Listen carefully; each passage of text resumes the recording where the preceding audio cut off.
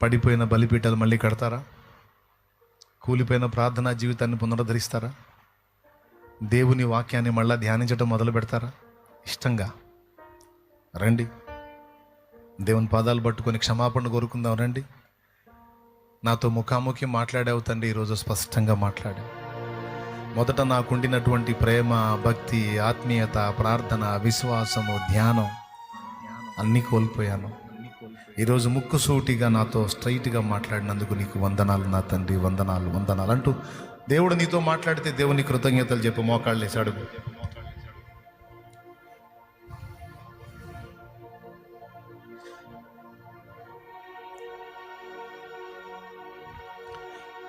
దేవుడు నీతో మాట్లాడితే దేవుని పాదాలు పట్టుకొని కృతజ్ఞతలు చెప్పు, క్షమాపణ కోరుకో. నేను కూడా అడుగుతా క్షమాపణ. నేను అడగాలి.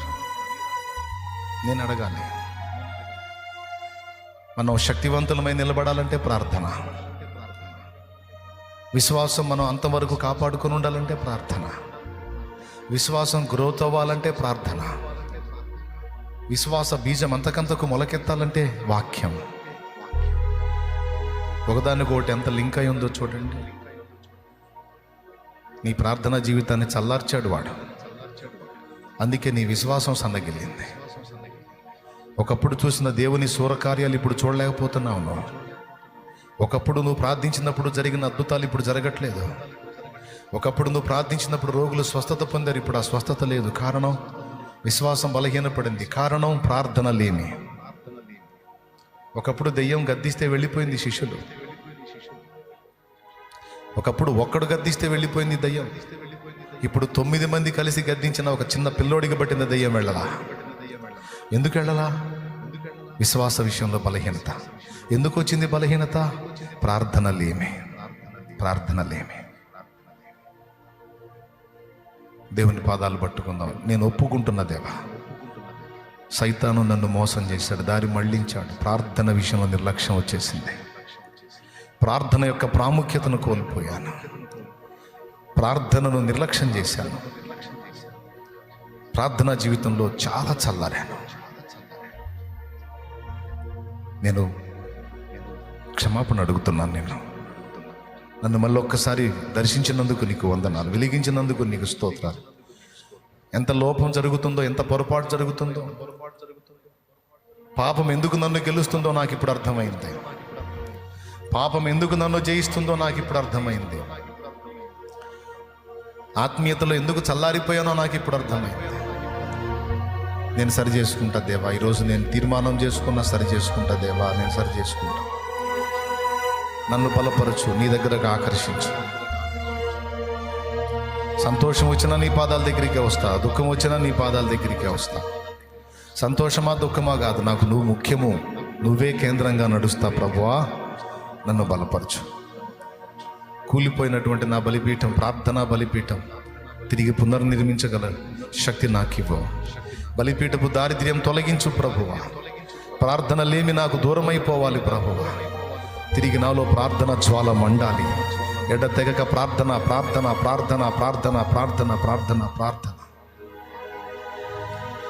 నేను విసర్జించిన ఏకాంత ప్రార్థన అనుభవాలు తిరిగి లైన్లోనికి తెచ్చుకోవాలి ప్రభువా. నన్ను క్షమించు తండ్రి, నన్ను మన్నించు తండ్రి, నన్ను మన్నించు. అందరము ప్రార్థన చేద్దాం.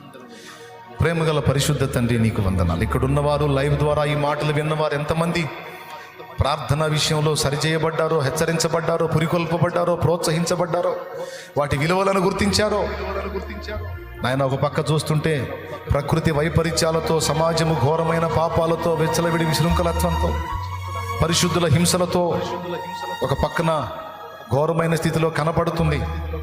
మరో పక్కన పరిశుద్ధుల్లో భక్తి తరిగిపోతుంది, ఆత్మీయత తరిగిపోతుంది, ప్రార్థన తరిగిపోతుంది, వాక్యం తరిగిపోతుంది, మోకాళ్ళ అనుభవం తరిగిపోతుంది, భక్తిహీనత ప్రవేశించింది. ఇవన్నీ చూస్తూ ఉంటే అర్థమవుతుంది ప్రభువా రాకడ సమీపమై ఉందని. అయ్యా, నాలో విశ్వాసము చల్లారిపోకుండానట్లు నా ప్రార్థనా జ్యోతిని వెలిగించు అని నీ బిడ్డలు అడుగుచుండగా, మేము అడుగుచుండగా తిరిగి మాలో ఆ ప్రార్థన ఆశను పుట్టించు ప్రభువా.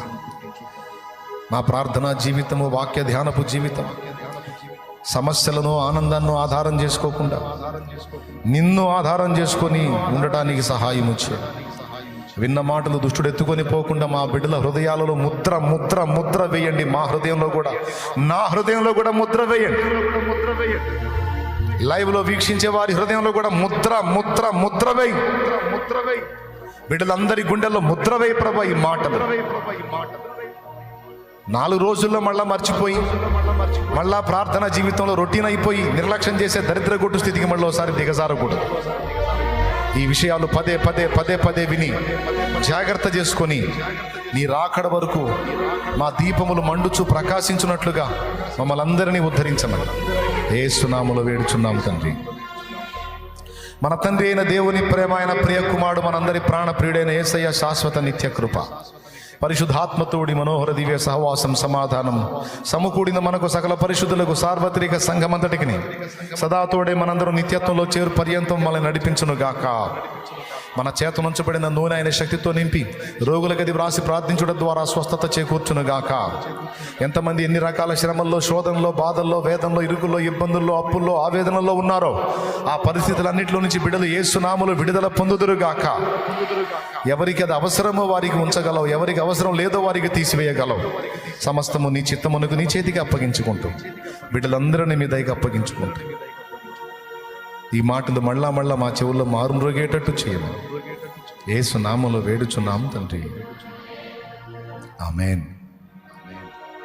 ప్రభేసు రక్తమునకు జయ, ప్రభేసు రక్తమునకు జయ, ప్రభేసు నామమునకు సంపూర్ణ విజయం కలుగును గాక. ఆమేన్. హల్లెలూయా.